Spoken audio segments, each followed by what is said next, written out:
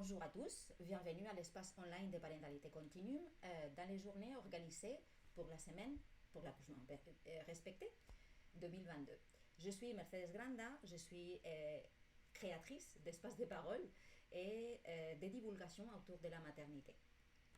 Ici, on accompagne la parentalité avec la science, la raison et le cœur.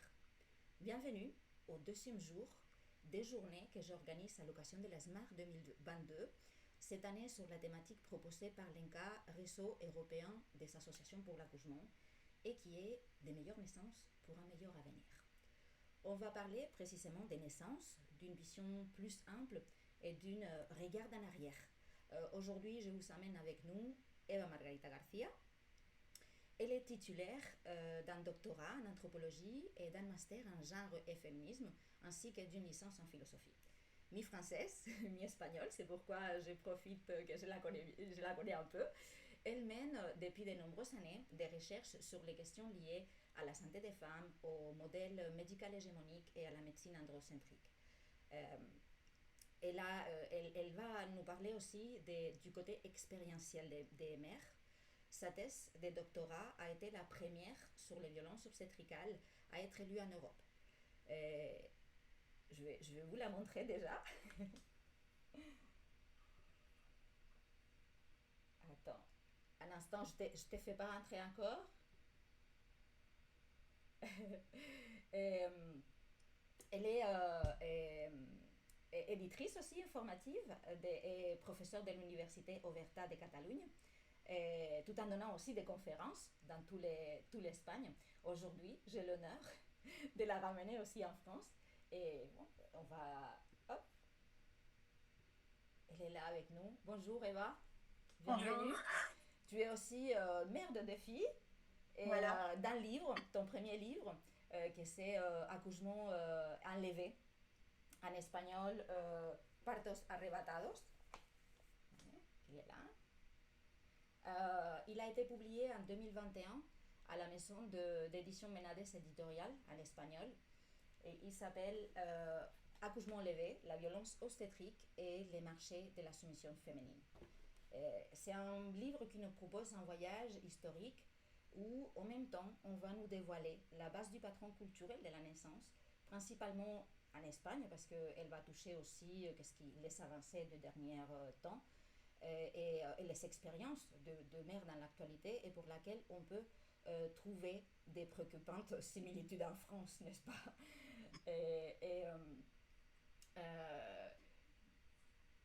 C'est vraiment c'est quelque chose qui est vraiment répandu, n'est-ce pas, Eva? Oui, c'est ça. Bon, merci pour l'invitation avant tout. C'est un grand plaisir d'être ici et de partager ces petits moments. Félicitations pour ta thèse et pour ton livre. Merci Merci. beaucoup d'avoir accepté mon invitation aujourd'hui pour Ah, ben, parler c'est de mon lui. plaisir. Accouchement enlevé qui est si pertinent actuellement et qui est aussi la prise de parole des femmes, non, qui est si nécessaire. C'est un regard aussi avec une perspective des genres, non, qui nous inclut à tous. Oui, c'est ça. Et c'est très important, la perspective de genre. Je pense que c'est basique dans toutes ces matières. Bon, maintenant, on va un peu parler de ça sur la médecine androcentrique et tout ça. Mais la perspective de genre, là, c'est le centre de toute cette question. Pour certains néophytes, on pourrait Oui. penser que le titre de ton livre est un peu trop exagéré. Mhm. Cependant, celui-ci nous invite vraiment à regarder bien au-delà du présent. Et déjà, dans le présent, c'est assez effrayant. Quand on regarde en arrière, en fait, on se rend compte qu'on vient d'une histoire vraiment très, très compliquée et qu'on a hérité et que certaines... Enfin, ça a été hérité, d'hérité, d'hérité, d'hérité. Donc, il y a plein de choses qui ne nous appartiennent pas. Non? Oui. Et bon, lorsque j'ai contacté Eva, la première chose que je lui ai demandé, je lui ai dit, c'est que j'avais envie qu'elle nous explique ce qu'il est réellement la violence obstétricale, parce qu'en fait, nous, on va dire qu'on voit les pics de l'iceberg, n'est-ce pas? C'est ça. Oui. Et d'où elle vient. Et évidemment, la meilleure réponse reste encore ton livre, non? Mais comme il est qu'en espagnol, on va un petit peu parler de lui et on va voir si on amène un peu plus de connaissances, non? D'ailleurs, on parlait hier avec Nina Narre Et on évoquait précisément, t'évoquais, parce qu'elle parlait à partir du XVIIIe siècle, et toi, tu as été beaucoup plus loin, n'est-ce pas? Oui, c'est ça. Et bon, je fais un petit, je parle un peu de l'histoire des accouchements à partir, pas tellement, mais c'est historiquement comment se sont passés, jusqu'à quel siècle, comment se sont divisés. Bon, j'imagine qu'on verra tout ça, mais de toute façon, ce que tu as dit que le titre peut paraître un peu exagéré, ça, là, je veux faire une petite accélération parce que c'est vrai que pour les gens qui n'ont pas beaucoup entendu parler sur le sujet, ça peut paraître exagéré, tout ça. Mais c'est ce que je dis, il s'agit d'un petit voyage, tout premièrement, par l'histoire des accouchements. Alors là, c'est où on va pouvoir voir comment l'accouchement avait, et avant, c'était un moment intime, un moment féminin, un mystère où seulement participaient les femmes et les sages-femmes, quoi, et d'autres femmes, et pas. Et finalement, peu à peu, ce moment intime a été arraché des mains des femmes pour passer à être contrôlé par les obstétriciens. C'est pour ça que je l'appelle accouchement levé, parce qu'il y a là un vol, un enlèvement. Et aussi, les accouchements ont passé de se dérouler à la maison à être effectués dans les hôpitaux. Alors, c'est un double enlèvement, si l'on veut, d'accord. Mais bon, on va voir tout ça tout à l'heure, Ouais, j'imagine. ça nous aide, enfin, ton livre, ça aide aussi à comprendre les contextes actuels et pourquoi nous devons également avoir une perspective historique et des genres, non, Oui. non seulement des genres, sinon aussi historique et beaucoup plus simple. Les deux, je pense qu'ils sont importants et qu'ils sont indivisibles, hein, parce que je dis, bon, l'un, l'autre, enfin, c'est important parce qu'on doit savoir pourquoi on a commencé à faire ça, pourquoi. Et nous commençons à comprendre que cette violence ne commence pas à la naissance, loin de là. La Mhm. vérité est qu'elle est tellement normalisée que le système lui-même est complice. Malgré les gens, malgré les bons professionnels, malgré et surtout malgré les femmes et Oui. les revendications et leurs besoins. Donc les titres, effectivement, accouchement enlevé, la violence obstétricale et les marchés de soumission féminine, c'est quelque chose, n'est-ce pas? Ça vient de... Et tu dis en fait que c'est l'accouchement qui a été deux fois, non, avec cette vol, c'est l'accouchement, un mécanisme, les mécanismes les plus anciens de contrôle des femmes. C'est un Oui. d'entre elles. Ben oui, ben, je dirais que le mécanisme le plus ancien de contrôle de femmes, c'est tout le patriarcat. Donc Mm. l'accouchement, c'est seulement une branche de ce patriarcat. Non, alors la médecine en général, pas Mm. seulement les accouchements, la médecine est androcentrique et alors les accouchements vont être aussi une conséquence de la société patriarcale jusqu'à devenir comme aujourd'hui ben, un vrai marché de contrôle de naissance, comme si c'était n'importe quoi. Oui, Comme si en plus, c'était, comme si c'était vraiment, il y a un fond économique aussi. ouais. Mais c'est ça, c'est justement ça. Les accouchements, il faut les faire rapidement parce que comme ça, on gagne plus de fric. Ouais, Oui, ouais, c'est oui. ça. Ton livre, on peut dire qu'il est divisé en trois parties, comme tu dis. Dans Oui. la première, tu fais une approximation théorique à la violence Mhm. obstétrique sous la perspective du triangle de la violence, Oui. qui est défini, si je ne me trompe pas, par Johan Galtung en 2003. Galton. C'est quoi Oui. ces triangles de la violence? Parce qu'il faut les comprendre un petit peu pour voir, non, Oui. qu'il y a beaucoup plus que cet iceberg petit qu'on voit tout à nous. Ben ouais, c'est un terme qui était proposé par le sociologue norvégien, je crois qu'il est, mais maintenant je ne suis pas sûre. Je crois qu'il est norvégien ou Mhm. suédois. Non, norvégien. Bon, Bah, oui, Johan Galtung, ben, il dit que c'est ça, la violence que l'on voit normalement, ce n'est que la violence directe, donc la pointe de l'iceberg, non, que tu disais. Mais dessous toute cette violence, il y aurait aussi de la violence invisible. C'est-à-dire mhm. toute la violence structurelle et toute la violence culturelle. Et là, c'est très dangereux parce que toute cette violence, on ne la voit pas. Mais elle est là, d'accord? Elle est cachée sous la pointe de l'iceberg. Donc, pour la violence contre les femmes, qu'est-ce qu'on va voir? Ben, on va voir seulement les cas les plus graves, non? Ben, ceux qui finissent en assassinat ou en violence physique.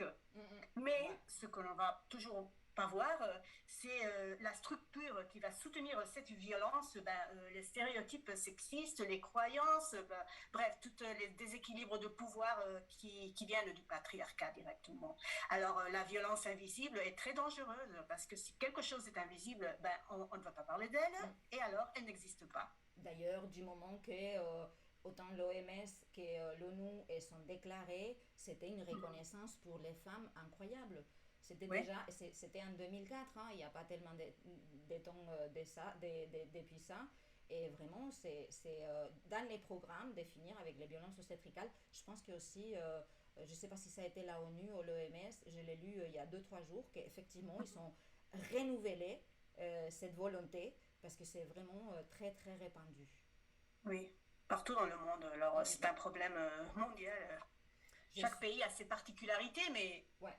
Bah oui, c'est non, pas... enfin, tu sais, on a comparé hier la France, Brésil, Philippines, ça venait de documentaires de Nina, parce que ça s'est évoqué. Effectivement, tu peux pas. Enfin, on disait que les anesthésistes au Brésil, il y avait 95% des césariennes, parce que Oui. les anesthésistes, ben voilà, ils ont pris la main et ils ont fait ce qu'ils ont voulu, n'est-ce pas? Et on va Ouais. parler de ça plus tard parce que ça revient aussi dans ton livre. Oui.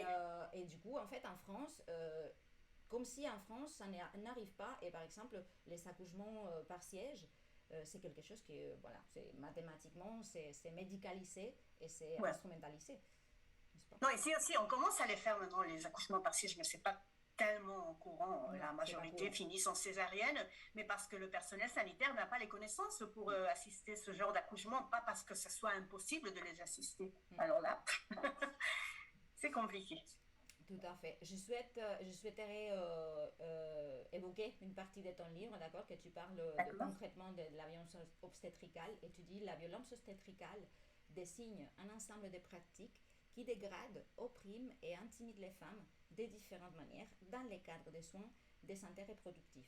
Principalement pendant l'accouchement, les périodes de la grossesse et le postpartum, mais pas que.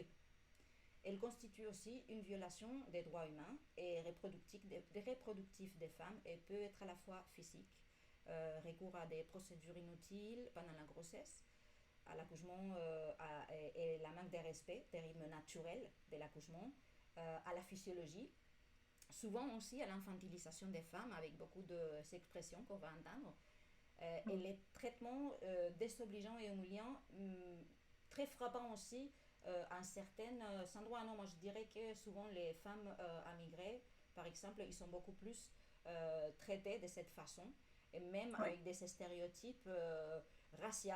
Enfin, j'ai entendu des trucs vraiment. Enfin, tu peux pas comprendre. Non, la violence obstétricale n'est pas seulement une conséquence des protocoles obsolètes et des erreurs médicales, mais c'est une forme plus violente des violences des genres. Mais c'est tellement normalisé socialement qu'il est difficile de visualiser les problèmes. Et la violence existe. La plus dangereuse, comme tu dis, c'est celle qui ne se voit pas, non, qu'il est invisible.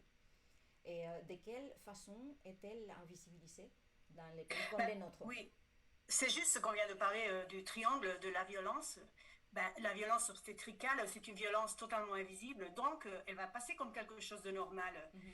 Et la violence qu'on normalise, c'est un cul-de-sac si l'on veut, parce que elle va paraître quelque chose dont on ne peut pas fuir. Non, alors et la vision qu'on a des accouchements, elle est complètement malsaine. Les médias, par exemple, les médias montrent constamment des accouchements qui ne sont pas naturels du tout, très proches à une maladie, non, à une opération Les mal qu'il a chirurgique. fait les cinémas à l'accouchement, c'est Oui, c'est terrible, hein? ça. Et ça, Euh, c'est très important parce qu'on mm, on voit le paradigme, si on veut, des accouchements que l'on a partout. Ce qu'on pense que c'est un accouchement normal, et ce n'est pas normal du tout, là. En plus, souvent, on les voit dans les séries médicales et c'est toujours Ouais, encore plus médicalisé. On va c'est séparer les ça. bébés, enfin, des choses, mais on t'a sauvé la vie. Ouais, c'est ça. Exactement. Et quels sont les gestes les plus courants? On va parler dans des termes d'Europe, on va dire, mais quels sont les gestes les plus courants qu'on fait? Et pour la violence obstétricale, bon, il y en a tellement. Plus, Oui, c'est physiquement, on a des explorations sans demander la permission. en- et la manœuvre de Hamilton, la manœuvre de Christeller, bon, on parlera de tout ça. Ben, les césariennes qui ne sont pas nécessaires, parce qu'évidemment, les césariennes sont nécessaires beaucoup de fois, Oui, mais mais d'autres, pas ben, on toujours. les fait pour d'autres raisons. Et la mobilisation, l'obliger à coucher dans une certaine posture, sans laisser bouger, ne pas laisser manger, ne pas laisser boire, bref, faire avec la femme comme si c'était un objet, au C'est lieu pas toi qui de... commande, en réalité, tu es rentré dans les systèmes et en fait, Oui, tu vas accepter et tu vas consentir parce que c'est comme ça qu'on fait et tu n'as pas c'est le comme choix, ça. non, n'est-ce pas? Ouais. Et Et si c'est normalisé, c'est ce qu'on disait, c'est mhm, normalisé, c'est ça ce qu'on voit dans les médias, c'est ça ce qu'on voit partout. Alors comment peut-on fuir de ça? Ben, c'est difficile, mhm. parce que beaucoup de fois, on n'a même pas une autre vision. C'est avec ça qu'on a grandi, c'est ça ce qu'on a vu. Alors on n'a jamais vu un vrai accouchement, vrai, entre guillemets, je veux dire, un accouchement normal, ce que serait un accouchement naturel d'une femme humaine. En plus, souvent, c'est censuré parce que comme c'est un vrai Oui, accouchement, les gens sont tellement sensibles que c'est c'est ça. souvent Oh, il y a du censuré. sang. Ben, bien sûr. Bah Il y oui, a du sang, il y a du caca, il y a des choses. Mais c'est ça la nature. c'est la biologie, exactement. Hein. En fait, après, dans cette première partie, tu fais aussi une approximation avec les lois, les avancées qu'il y a eu en Espagne aussi, enfin, notamment il y a eu la publication de la guide de l'accouchement normal et la guide clinique aussi, qui en espérant, je pense qu'on est en train encore de voir, de la mettre en place, enfin elle est en place, mais on est en train Oui, de voir un peu les résultats, n'est-ce pas? Que ça soit aussi des box populi, on va dire. oui. Bon, en L'importance Espagne, tout aussi, est. je pense que c'est l'importance aussi que les organismes publics, ils donnent son avis, non? Mhm. Qui réellement, ils montrent qu'est-ce qu'il faut faire. Il devrait, mais maintenant, moi, je pense que aussi avec la Covid, tout est un peu Mm, paralysé.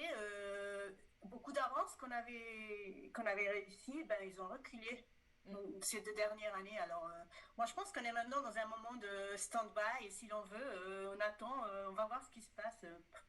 Il faut, on est, ben oui, on est encore en arrière, mais bon, il faut avancer Ouais, peu à ouais, il peu. faut regarder plus loin. Je pense que si c'est un Oui, pas en arrière, il faut parce qu'il faut avancer plus vite, plus rapidement, n'est-ce pas, qu'est-ce qu'on est en train de faire. Parce que si on c'est continue ça. comme ça, on va perdre encore beaucoup plus de choses. Ben ouais. Ensuite, sur ton livre, tu vas nous faire une approximation historique dans cette Oui. deuxième partie qui est tellement surprenante parce que là enfin, ça va vous exploser le cerveau. Historiquement, en France, on parle d'Ambroise Paré Oui. comme d'un précurseur des hygiénistes, parce que c'est plus tard qu'ils arrivent les hygiénistes. Ambroise Paré, pour ceux qui ne les connaissent pas ou qui les connaissent juste de nom, était initialement un chirurgien barbier, d'accord, parce qu'en fait, il est dans un contexte où il ne pouvait pas accéder à les académies, donc lui, il a aussi un apprentissage empirique important, Mm. et qui ensuite, bon, étant donné ça, sa reconnaissance, bah, il va être reconnu comme médecin dans les 1500. Et toi, tu nous ajoutes en plus ce qui s'est passé avant dans toute Oui. l'Europe. Comment étaient les accouchements On va dire que dans le Moyen Âge, mais aussi avant, n'est-ce pas? Parce qu'en fait, d'abord, on était en tribu, on va dire, et c'était Mm. plutôt dans les privés, dans les privés tellement privés que la personne qui était à côté était une partie de ta tribu, n'est-ce Mhm. pas? Et après, il arrive le Moyen Âge, et comment étaient les accouchements à cette période-là? Ben, on vit plus ou moins jusqu'au 14e, 15e, 16e siècle. Mhm. L'accouchement, c'était quelque chose de sacré, de féminin. C'était un mystère féminin. Alors, les sages-femmes étaient les seules à avoir vraiment accès aux accouchements, d'accord. Alors, elles apprenaient d'une façon totalement empirique, ben, comme le barbier là que tu as, tu as raconté. Alors, c'était une transmission de la connaissance de génération en génération. Mhm. Alors les hommes là, ils n'avaient aucun intérêt en tout cela parce que c'était quelque chose des femmes et eux, ben, vous Ouais, l'avez c'est comme si tu allais aux dit, toilettes et enfin, c'est à peu près ça, hein, n'est-ce pas? Il n'y a pas tout le monde en train de te regarder aux toilettes, mais très sûrement, ou ta mère, ou ta soeur, ou ta tante, ou la sage-femme qui était à côté pour se rassurer que tu étais bien et rassurer l'ambiance, non? Oui, c'est ça. Mhm. Et les sages-femmes, elles savaient beaucoup, hein, parce que c'était des connaissances pratiques, empiriques. Enfin, ce matin, je réfléchissais un peu sur ça. Je dis, mais en fait, c'était si la personne qui était en train d'observer, c'était ta fille, c'était. Enfin, quand tu la vois dans une situation que ça va pas, enfin, à un moment donné, tu vas essayer de faire quelque chose. Donc, si à un C'est moment ça. donné, autant de fois ils l'ont fait, ils sont réussis, ben, en fait, c'est perpétué. Si ça t'arrive, bah, en fait, il faut faire ça. Ouais. N'est-ce pas? Il y a Voilà. plein de choses comme ça, hein. Il y a plein de choses. Enfin, dans chaque culture, il y a plein de connaissances qui c'était là, non? Qui c'était des connaissances biologiques parce qu'en en fait, ils ne savaient Oui. pas les choix non plus. Ah, c'est ça. C'est là, il faut survivre C'est comme ça. espèce. Enfin, si ton sang il restait dans un côté, ben, en fait, si le prédateur, enfin, Ouais. il fallait faire plein de choses, non? Mais dans Oui, les c'est ça. 14e et dans les 6e, en fait, on est encore dans un accouchement qui est à domicile, d'accord? Oui. Qui se déplace la personne qui est concernée, ou aussi la femme qui va accoucher toute seule, n'est-ce pas? Parce que ça peut arriver parfaitement. Une fois que tu as Ça peut déjà arriver. accouché une ou deux fois, peut-être que, enfin, ça t'es avec les enfants, ça t'arrive. Oui. C'est très probablement aussi. Il Ça existe, arrive, ça arrive. bah oui, il Ça arrive existe, encore. tu vois, enfin, on ne sait pas où est la sage-femme. Pour peu de Ouais. temps qu'elle prend, peut-être que tu as déjà accouché. Et en plus, à l'époque, on n'avait certainement pas uniquement de trois enfants, on avait beaucoup Ouais. plus. C'est ça. Mhm. Il existe une dichotomie entre, enfin, dans le Moyen Âge, on va Mhm. voir vraiment un changement, n'est-ce pas? Oui, c'est ça. C'est justement cette époque, à partir du 14, 15, 16e siècle, ben là, c'est justement quand le féodalisme, disons, va céder peu à peu la place au capitalisme, d'accord. Mhm. Et c'est très important de remarquer ça parce que le capitalisme, il va voir que les naissances sont importantes parce que contrôler les naissances, c'est contrôler la production. Alors, c'est contrôler les futurs ouvriers. C'est vrai. Alors, l'obstétrique va naître comme une science totalement intéressée, si l'on veut. D'accord. Il va s'agir maintenant de contrôler les accouchements et de chasser les mauvaises sorcières qui vont être accusées de choses genre utiliser les contraceptifs, par exemple. Bon, des plantes qui vont être utilisées ou de faire des avortements, etc. Il faut contrôler qu'il y ait chaque fois plus d'ouvriers pour continuer avec la chaîne de production. Mais avant ça, en fait, il y a déjà une transformation dans la société qui fait Oui. qu'elle va stigmatiser précisément cette aide entre femmes qui est Oui, née bien sûr. de besoins, n'est-ce pas, de sages-femmes, de connaissances, et il va les transformer effectivement en recours économique. Et comment ça se passe en fait? Comment on va arriver à ce point-là? À le point de la chasse des sorcières, Mhm. ben, moi je crois qu'on a toujours eu peur des femmes qui cèdent entre elles. Parce que là, c'est une réunion beaucoup de fois désintéressée et ça fait peur. Ça fait peur les femmes Parce qu'il fortes, n'y a ça pas un fait gain peur économique, n'est-ce pas? Ouais. et là, on va reparler, mais moi je pense qu'on a toujours eu peur du corps des femmes, en particulier et des femmes en général. Alors oui, et toutes ces unions féminines, ben, il fallait les casser complètement de leur base. Et là, c'est où la chasse des sorcières a commencé et ça a été un grand succès dans toute l'Europe. Tu nous parles en fait dans ton livre un Oui, livre encore de cette période-là qui s'appelle Les Maleus Maleficarum et que oui, précisément c'est lui qui va instaurer cette oui, coupure, n'est-ce pas, de oui. démoniser ou de mettre, si, démoniser parce que c'est les sorcières, Ouais, c'est ça. démoniser les femmes qui s'aident entre elles et qui vont aider des autres femmes dans les besoins reproductifs, Oui. n'est-ce pas? C'est Oui, quoi? le Malleus Maleficarum, c'est un livre qui va être utilisé comme livre de texte par l'Inquisition. Mhm. Ça veut dire le marteau des sorcières en latin. Alors, il a commencé à être utilisé au 15e, 16e siècle. C'est quand, justement, quand la chasse des sorcières va débuter dans toute l'Europe. Ben, il explique comment distinguer une sorcière et comment organiser leur détention et leur élimination. Là, pas beaucoup Direct, non? d'imagination pour savoir. de qu'est-ce qu'on parle. Bon, bref, c'est un livre abominable, mais un succès dans l'Église catholique de l'époque.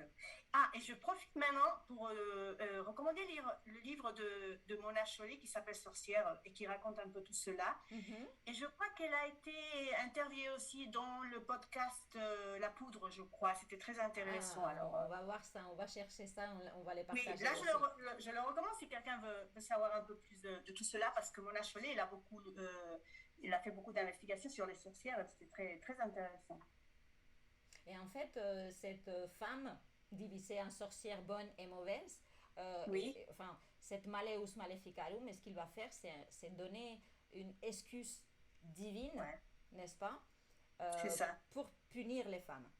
Oui, mais une chose qui est très intéressante aussi de remarquer, bon, elles vont être punies parce que dans la société, elles n'avaient pas le droit à l'indépendance. Tout Mm. simplement, c'est ça. Et le 80% approximativement des personnes qui vont être brûlées par sorcellerie, c'était des femmes. Il y avait aussi des hommes, mais 80% c'était des femmes. De toute façon, et ça c'est important de le remarquer, on a toujours l'idée que c'était uniquement l'Inquisition, l'Église Mhm. qui tuait, mais c'était presque toujours l'État. C'est vrai que c'était un État théocentrique à Mhm. l'époque, mais c'était un État quand même. Donc, dans tous ces contextes bouleversés, uniquement les sages-femmes qui obéissaient, qui ont accepté d'obéir à un médecin, sont celles qui ont pu subsister d'une façon pas clandestine, disons. C'est celle qu'on va appeler les sorcières blanches, non? La Les sorcellerie sorcières blanches. blanche et la C'est ça. sorcellerie noire, en réalité, c'est une sage-femme qui va aider des autres femmes et qui en Oui. plus, elle va avoir un pouvoir économique, effectivement. Parce que Mm. même si il y a de l'entraide à la sage-femme, comme elle a fait un travail, que ce soit enfin, les changements des produits ou n'importe quoi, elle va être payée, C'est n'est-ce ça. pas? Et cette Malleus Maleficarum, en fait, il va les punir et il va décrire comment il faut les punir, non? Et entre autres, Oui. elles ne pourront pas être vergées. Mm. Enfin, il y a tellement de choses. Comment ils sont punis? Enfin, qu'est-ce qu'ils font en plus? Deux, trois, Bah, hein, c'est pas non plus. Parce qu'en fait, c'est tellement. Voilà, c'est tellement choquant que tu dis, bien ouais, mais il les punissait avec la mort, mais d'abord, déjà, des précédemment. tortures, des interrogatoires, oui, bah, tout ce qu'on Oui, a non, vu mais dans je les veux dire films. précédemment aussi, il y a des choses qu'on les interdit de faire dans son travail de jour à jour, n'est-ce pas? Qu'on va. Oui, ben, c'est ça. Ben, elles peuvent pas avoir. Ce qu'on leur interdit, c'est d'avoir une indépendance économique, c'est ce que tu viens de dire, et Mm, d'être toujours aux ordres du médecin. Alors, elles peuvent pas travailler comme professionnelles autonomes. Ça, c'est fini. Alors, où elles étaient soumises, il y avait là une soumission aux professionnels médecins de l'époque. Bon, on parlera de ça parce que oui, c'était oui, oui, on va parler, si, si. où c'était fini. De toute façon, elles étaient finies. Là, on pouvait rien faire. Non, Mm. On les ça a empêche été. de subsister de toutes les façons possibles, non? En Oui, fait, c'est ça.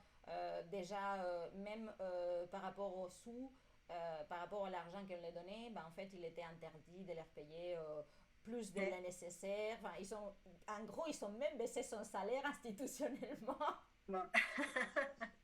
C'est un truc qui n'existait pas encore, ben, enfin, eux, ils l'ont fait. Encore moins, ouais. C'est dur, hein. Ouais. Mais bon, Dans il y la, avait quand même dans la clandestinité toujours. Oui, bien sûr, enfin, ça existait quand même, ça a pu arriver, enfin, il y a toujours eu certaines connaissances, même si en fait, il y a énormément qui se sont perdus, n'est-ce pas? Oui, Et cette sorcière blanche est la sorcière catholique, qui ne pratique pas l'IVG des autres aides aux femmes enceintes, et la sorcière noire qui choisira d'aider les femmes dans les contrôles de sa natalité, ou qu'elle se voit dans les trucs de devoir les faire, parce que elles sont aussi suspectées d'infanticide. oui, ça c'était très important. Parce qu'en plus, la natalité, elle est devenue une question d'État. Parce qu'on disait de fabriquer des nouveaux ouvriers, non? Alors, s'il y en a beaucoup d'enfants, même si quelqu'un d'entre eux vont mourir, évidemment, ben, il y aura tout de même des nouveaux ouvriers qui vont continuer à être cette main-d'œuvre. Et c'est ça ce qui intéresse, voyons. Alors, lorsqu'on a vu que si on contrôlait la natalité, on contrôlait les moyens de production, ben, les femmes étaient obligées à se reproduire dans l'Europe. Il y en a même des lois qui obligeaient les femmes de se reproduire dans quelques pays. Donc là, C'est dur, On hein? rentre dans l'obligation de que tu sers qu'à ça, non? Si tu sers pas à Oui. ça, tu sers pas à grand chose.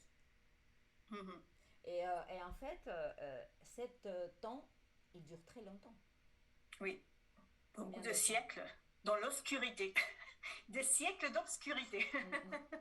C'est 100, des 100 ans Oui. qu'on est chassé. Donc en fait, même si tu survis, bah, tu as très peu de probabilité que les connaissances qu'il y avait précédemment, qui étaient des connaissances empiriques et qui étaient des connaissances qui, en fait, il n'y avait pas encore la médecine réellement, c'était très peu. Et Mhm. en fait, voilà, il va être détruit pendant presque 200 ans, cette Oui, c'est ça. connaissance, qui pouvait être des serres, qui pouvait être des manœuvres, qui pouvait être n'importe quoi. Oui, c'est ça. Mm, C'était le contrôle de tout le corps, la reproduction féminine, les contraceptifs, tout ça, ça s'est perdu. mm, Bon, moi, je pense que ça s'est pas perdu complètement parce que, bon, ce qu'on disait, la clandestinité, ça existait, mais c'était beaucoup plus difficile mm. pour les femmes d'avoir une formation, quoi. Hmm. Et en très peu de temps, en plus, l'obstétrique est passé sous le contrôle de l'État. Oui. Et la profession, elle a été masculinisée parce qu'en fait, on va détruire tous les réseaux des femmes, mais on va Mhm. introduire une figure nouvelle qui est l'homme qui va accoucher, l'accoucheur. Oui, c'est ça. Mais avec quel savoir? Quel savoir Ben, il savait à cette période-là? Parce il faut demander, non? avec n'importe lequel, parce que l'obstétrique, c'était une science qui ne savait encore rien. D'accord. Les sages-femmes savaient comment faire parce qu'il s'agissait d'un savoir, ce qu'on a dit, transmis de génération en génération, empirique, pratique. Mais l'obstétrique, comme branche de la médecine, était à ses débuts. Alors vraiment là, on a créé un problème qui n'existait pas avant. Ouais, ouais, oui, complètement, complètement. Et les sages-femmes, parce Oui. il y en avait aussi des bonnes, et j'imagine que c'était les sorcières survivantes. Oui. La clandestinité pour la majorité d'entre elles, ce qu'on a dit nous. Mais en fait, ils sont aussi une perte des connaissances, ces connaissances Oui. empiriques de quelles on parle. Et est-ce qu'elles étaient si importantes, ces connaissances? Qu'est-ce qu'ils vont Ben oui, provoquer? c'était très important parce que c'était un savoir empirique qui avait été accumulé pendant des siècles. L'accouchement dans l'espèce humaine a toujours eu besoin d'assistance, Mm, mais ça, c'est pas à cause de comment est notre bassin. À cause de la bipédestation, on a toujours eu besoin d'assistance. C'est pas le même un accouchement d'une femme humaine que de, je sais pas, un singe. Alors, accoucher dans l'espèce humaine, c'est pas quelque chose d'évident. Donc, savoir comment aider un accouchement, c'est important parce que ça peut être une question de vie ou mort. mm. Et en fait, ils vont apparaître les premiers accoucheurs. En fait, je reviens un instant. C'est une muraille des connaissances, n'est-ce pas? Parce qu'en fait, les femmes aussi, ils Oui. vont perdre le droit de s'instruire. C'est ça. Il y a des exceptions, mais ouais, les femmes sont dans des siècles d'obscurité pour les femmes. Mm, Alors, c'est là où vont apparaître les premiers accoucheurs hommes. Et comme l'obstétrique comme science, elle va naître là, environ au XVIIe siècle. Et parce que les femmes sont des sorcières. Mais les mm, hommes, c'est des scientifiques. Là, c'est la naissance de la médecine hégémonique. mhm. Alors, c'est ridicule parce que c'est une paradoxe très grande ici, parce que peut-être les hommes ne savaient pas grand-chose sur l'obstétrique, mais comme ils sont des scientifiques, alors là, il faut les respecter. Par contre, les femmes qui avaient toute cette connaissance de siècles et siècles, qui vont avoir la pratique, on ne peut pas leur croire parce que c'est des sorcières. Mais en plus, jusqu'à cette période-là, en réalité, celles qui pouvaient être médecins, ils devaient appartenir à la haute société. Bien sûr, être un homme C'était à riche, peine quelques mois d'études théoriques. 2 ans Voilà, maximum. à Il y avait 200 2 ans maximum. maximum.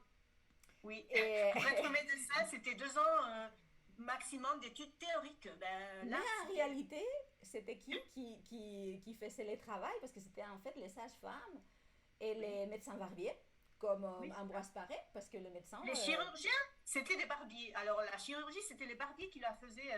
Donc, les médecins, c'était de la théorie pure et dure.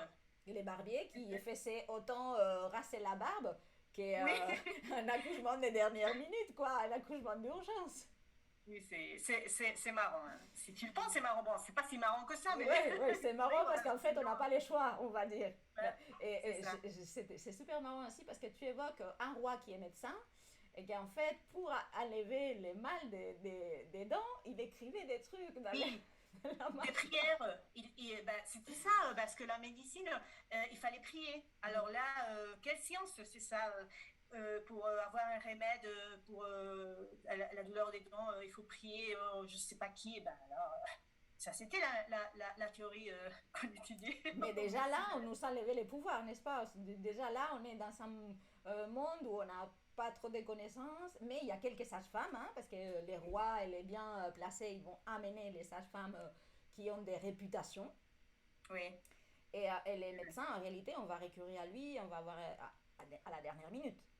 Mais c'est ça. vraiment dans des cas exceptionnels, n'est-ce pas? Oui. Oui, les sages-femmes, quand même, elles continuent toujours à exister. Et à partir du XVIIe siècle, et quand la chasse aux sorcières est finie, ben, les sages-femmes continuent, mais avec la différence que maintenant, elles vont être beaucoup sous le médecin. Là, la soumission, elle va être, alors, Mm. être une Son autorité, sage-femme. n'est-ce pas? C'est son autorité qui va être baissée pour Oui, rester c'est ça, toujours, même si elles ont beaucoup plus de connaissances. Hein. c'est ça, c'est ça. Et au XVIIIe siècle, en fait, c'est les premiers chirurgiens et hôpitaux qui Mm, apparaissent, ainsi que les codes pénaux, dans lesquels la vie des enfants, comme tu dis, non, est révalorisée dans ces contextes de la industrialisation et du travail. Il y a les savoirs aussi qui va s'institutionnaliser, mon espagnolitude, dans les universités. oui, Et c'est précisément à cause de tout ça, non, de toute cette institutionnalisation et les impulsions de contrôle vers cette industrialisation que tout commence encore une fois. C'est oui. déjà, on va enlever, on va déplacer non, l'accouchement. Là, on va les prendre, on va les déplacer carrément, n'est-ce pas? Oui, c'est ça. On va bouger totalement l'accouchement, on va le déplacer, on va le voler. L'accouchement, il a été volé. Mm -hmm. Et à cette période-là, on rentre déjà dans une période où la médecine, on va dire qu'elle est objective. Oui, c'est Objectif ça. parce qu'elle n'est pas objectif. Hein. Non, jamais. Voilà, on va le dire. Et quelle vision du corps féminin, la médecine dans cette période? Ben, c'est une vision totalement androcentrique, c'est-à-dire le corps de l'homme, ça va être le corps normatif, le corps basique, c'est le corps par défaut. Alors le corps de la femme, c'est le corps déficitaire, c'est l'exception. C'est-à-dire les femmes, c'est l'altérité, l'autreté. Avec la naissance de l'obstétrique, là, on commence à écrire des traités de médecine qui font des descriptions de l'anatomie féminine complètement effrayantes. Tant qu'être débile, émotionnel, sans aucune capacité rationnelle. Mm -hmm.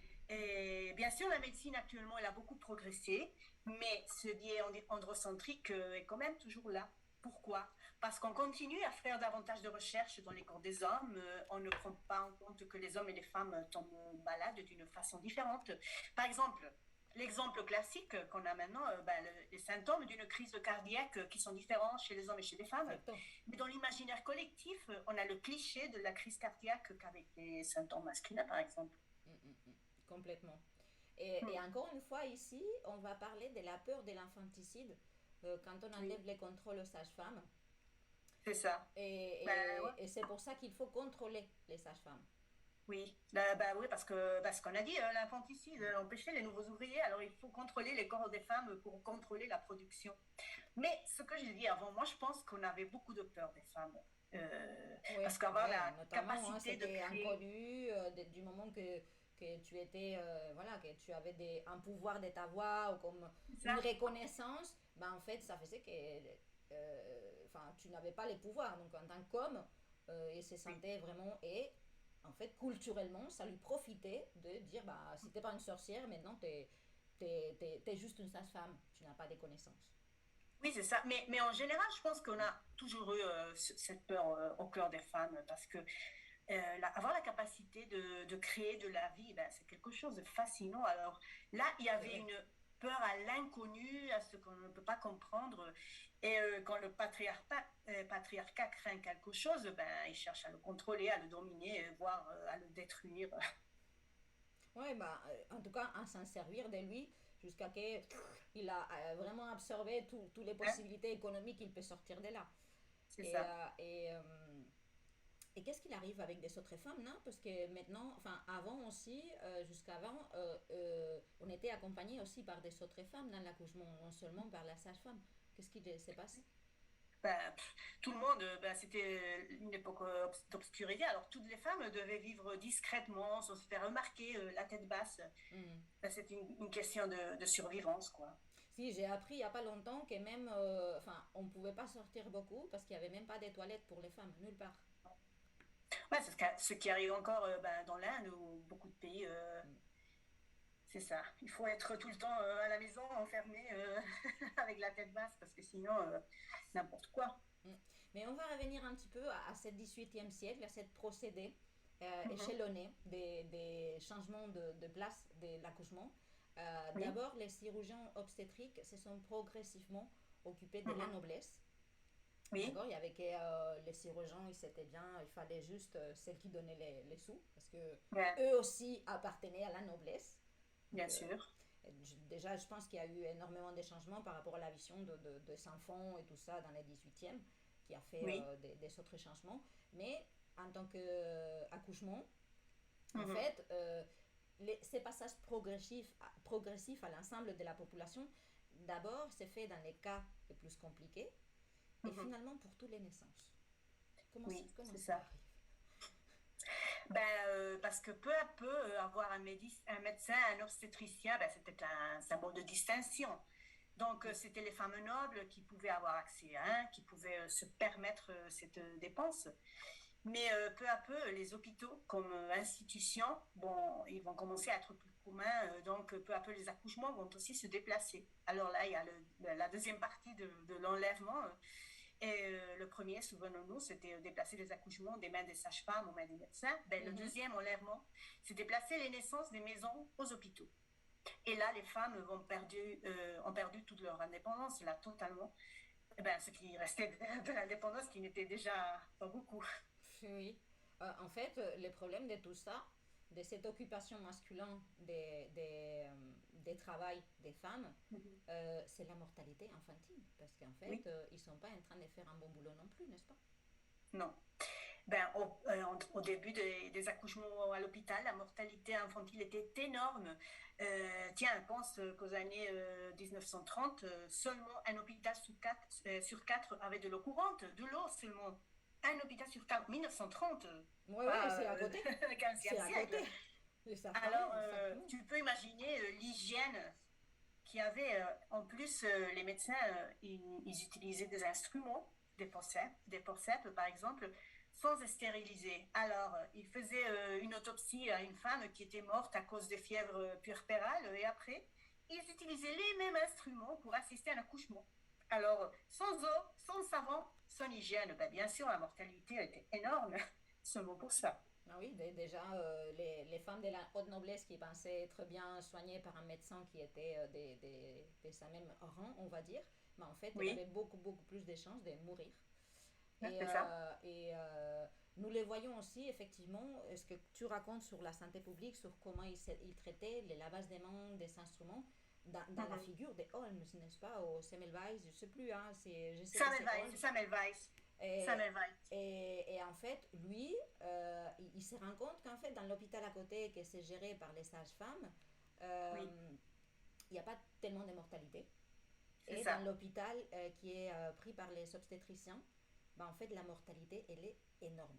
Enfin, pour ne Énorme. pas dire 99%, c'est Oui, vraiment oui. énorme. C'était effrayant totalement. Exactement. Et qu'est-ce qu'il fait, Holmes, en fait? Non, c'est Semmelweis, Semmelweis. Semmelweis, pardon, pardon. Semmelweis, oui, c'est un médecin autrichien, je crois qu'il était autrichien. Mhm. Ben, il a observé au 19e siècle que les sages-femmes se lavaient les mains. Rien que ça. Et alors, les accouchements dont elles s'occupaient avaient beaucoup moins de mortalité. Donc, il a suggéré de se laver les mains, d'augmenter l'hygiène et de bouger l'emplacement de la salle d'accouchement parce qu'elle était à côté de la morgue. Alors là, c'est pas un Ah bon bah oui. endroit. D'ailleurs, eux, ils se lavaient les mains, ils se lavaient pas les mains après avoir fait une autopsie. Donc Mais c'est ça. Alors, la truc pour Perez, c'était directement c'est déplacé ça. à la main. Directement, c'est une transmission directe. Seulement pour dire ça, ça a été son suicide professionnel parce que les autres médecins l'ont mis complètement à l'écart. Pense que Pasteur n'a pas encore découvert les microbes dans cette époque-là. Bah Il oui, bien était sûr. juste sur le point, mais il n'a pas. Alors finalement, il a fini Semmelweis complètement fou, le pauvre, dans un asile. Bon, triste En histoire. plus, si je me souviens pas mal, quand il a fait ces déclarations, il y a même eu des copains à lui qui l'ont cru et qui se sont suicidés. C'est parce que c'était complètement effrayant. Parce qu'ils se sont rendus Quelqu'un qui compte. disait ce qu'il fallait faire. Oui, oui, oui, Et pourtant, lui, il a été écarté complètement. Il a complètement. fini dans un asile psychiatrique, si je ne C'est me ça. souviens pas. Et ça passe énormément des années jusqu'à que ça s'est fini par dire, eh ben écoute, lui, il avait Il raison. a raison. Oui, moi je pense que c'était à cause aussi de Pasteur Oui. et quand toi a commencé, mais je crois que si Samuel Weiss était né 50 ans après, rien, tout ça serait passé d'une façon totalement différente, mais bon, il était Complètement, un complètement. précurseur. Je pense que ça a pris 20-30 ans Oui, pour finalement oui le c'est faire. ça. Donc Pas tellement de 20-30 temps, ans mais qui bon. sont continués à faire semblant de ne pas avoir écouté un monsieur Mhm. qui lui disait simplement de se laver les mains. C'est ça. Et il y a des trucs aussi, parce qu'en fait, c'est vrai que nous, on a, enfin nous, Occident, dans cette chasse aux sorcières à tuer les savoirs des femmes euh, ancestrales, d'accord. Oui. Mais il va aussi les chercher là où il existe encore, n'est-ce Mhm. pas.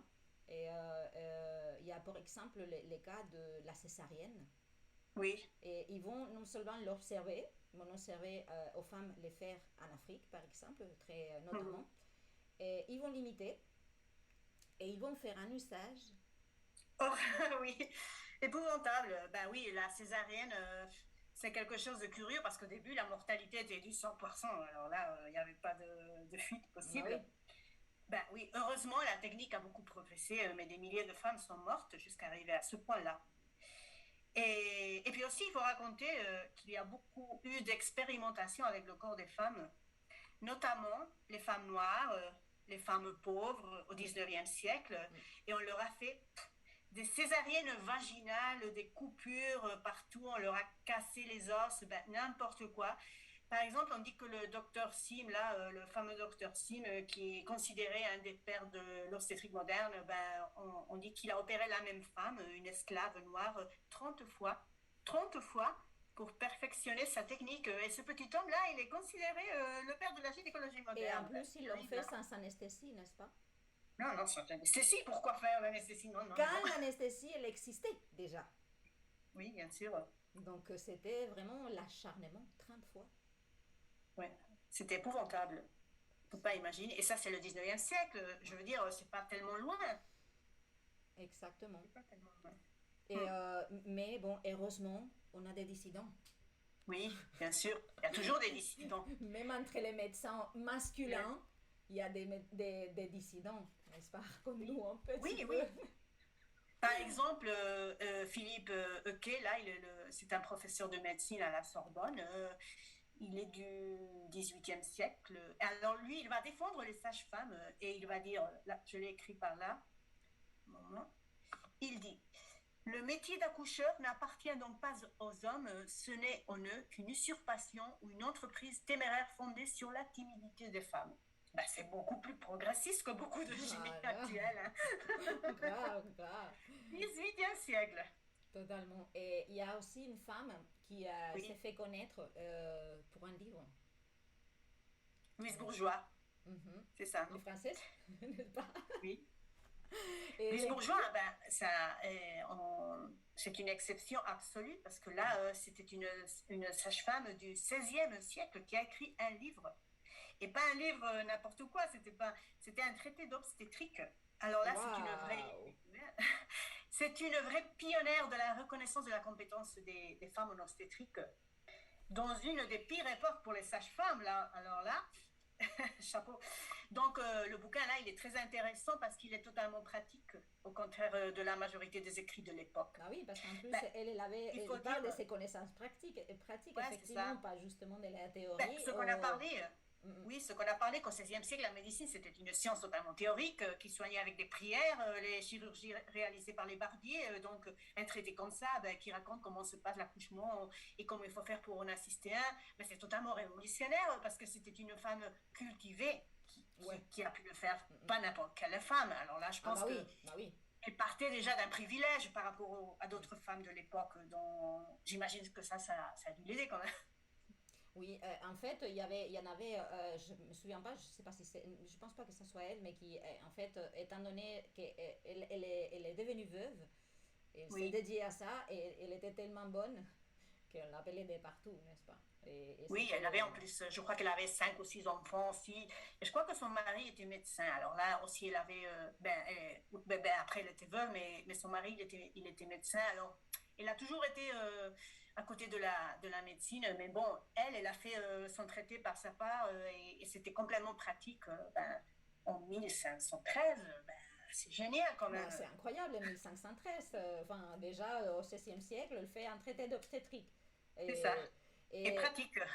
Voilà, et j'ai amené aussi Angélique Ducompré, qui aujourd'hui c'est le jour de l'infirmière, et c'est une infirmière qui en 1758, elle a fait les maniquis de la zone pelvienne pendant l'accouchement. Et voilà, elle a été aussi une des femmes qui nous a ouvert un peu la voile sur l'accouchement aussi pour les hommes, parce que il y en a beaucoup, eux, ils en avaient besoin. C'est ça, ils sont cachés, il faut les... Ils en avaient autant besoin que nous. Et entre le 19e et le 20e siècle, la médecine est établie comme déjà plus qu'avant comme sérieux et objectif. Les accouchements encore, ils restent un petit peu à domicile, restent, mais sont considérés comme primitifs. C'est ça. Rural parce aussi. Que la médecine maintenant, elle va être considérée comme quelque chose de scientifique, de sérieux, de rigoureux. C'est ce qu'on appelle la médecine hégémonique, d'accord? Alors les accouchements à la maison, ils commencent à être vus comme quelque chose de pauvre, de péquenot. C'est pourquoi les accouchements ont fini par se déplacer aux hôpitaux. Après la Deuxième Guerre mondiale, notamment, et les accouchements chez une même, ça se fait chaque fois moins. Ouais. Et en fait, encore en début ou à la fin du 19e, les femmes qui allaient au médecin étaient encore des femmes riches et les femmes pauvres étaient considérées encore les considéraient comme quelque chose d'indécent. Donc au début, il y a une vision culturelle d'y aller à l'hôpital ou d'y aller au médecin pour accoucher qui était complètement différente à celle qu'on a aujourd'hui. Bien sûr, parce que les femmes pauvres, elles craignaient encore d'être examinées par des médecins. Parce que les femmes, elles mouraient, quelque chose d'indécent. En fait, aller à l'hôpital quand tu n'avais pas le choix. C'est ça. C'était irrévérencieux, mais la santé, finalement, elle est finie par arriver à tout le monde, ce qui est génial. Hein. Mais une des conséquences, c'est les accouchements massifs aux hôpitaux sans aucune autre possibilité. Et tout l'excès d'intervention, toute la pathologisation qui vient de la main, tout cela. C'était une des conséquences. Et c'est ce 20e siècle non, que nous, on a vécu. Dans lequel la médicalisation et l'accouchement, non, ce mariage, il va s'officialiser. Oui, c'est ça. Et nous sommes déjà dans un changement des places encore plus, parce qu'on nous change à l'hôpital, et on nous met aussi dans un lit, et on nous change la position. Oui, la lithotomie, c'est ça.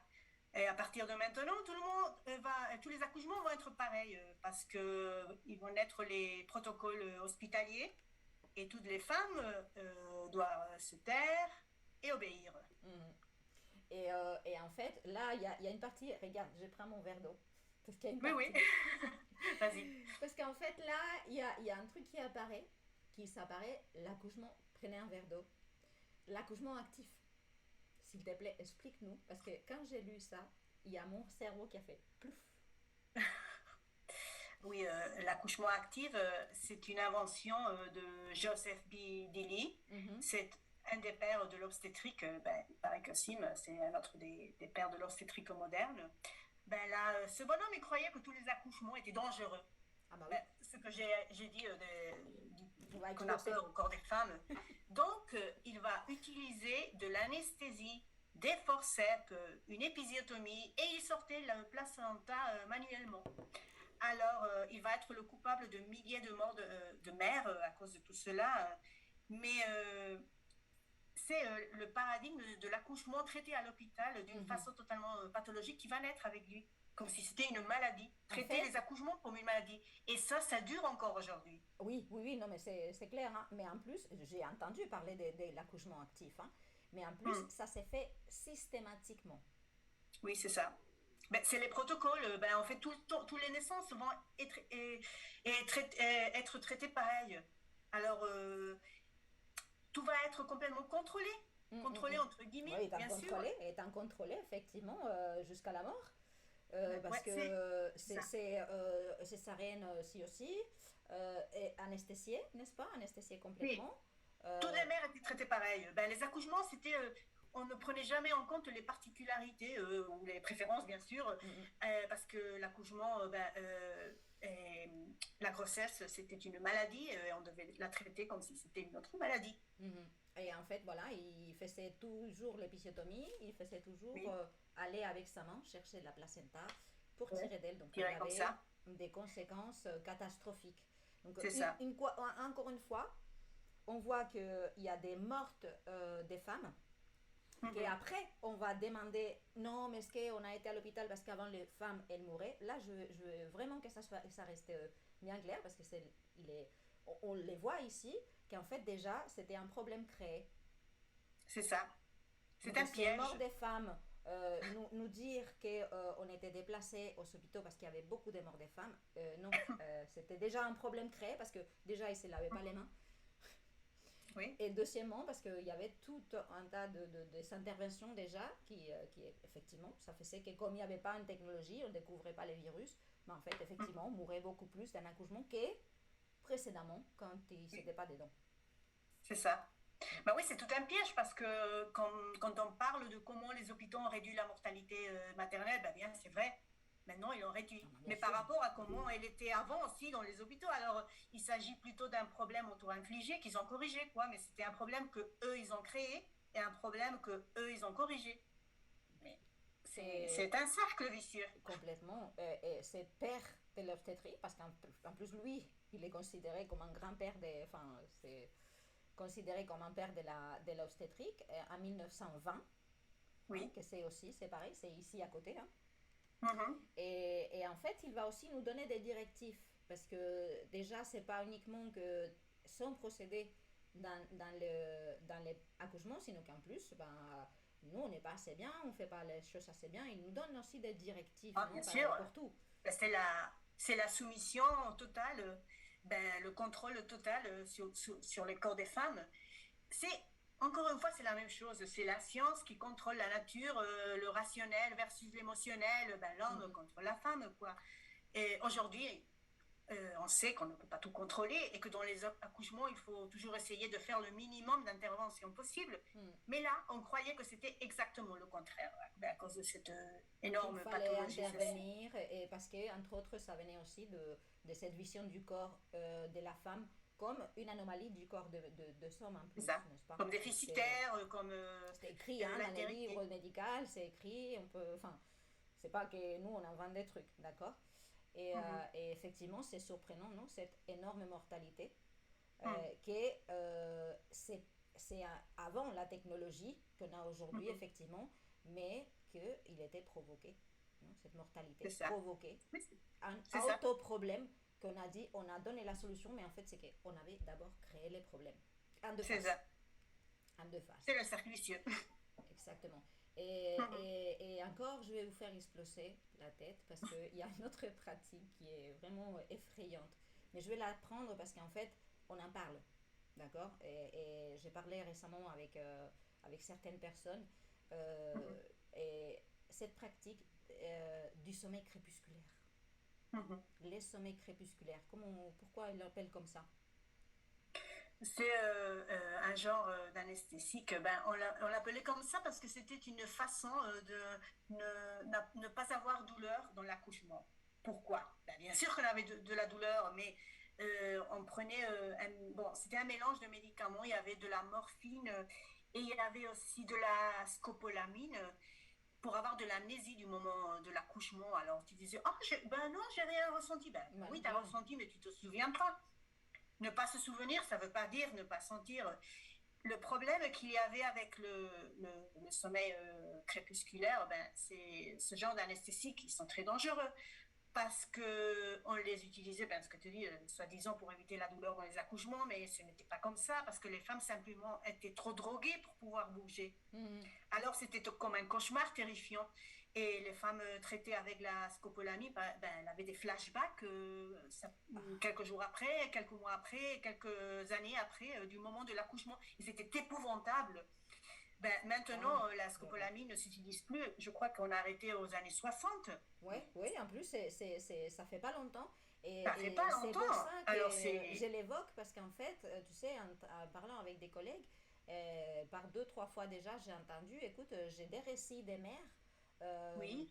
qui ils ont peur, précisément, et s'évoquent cette truc, n'est-ce pas? Et peut-être qu'elles l'ont pas vécu, mais ces mères, oui. Parce qu'on est en train de parler des années 30, 40, 50, 60. Oui. Et ça revient dans la mémoire. Bien sûr.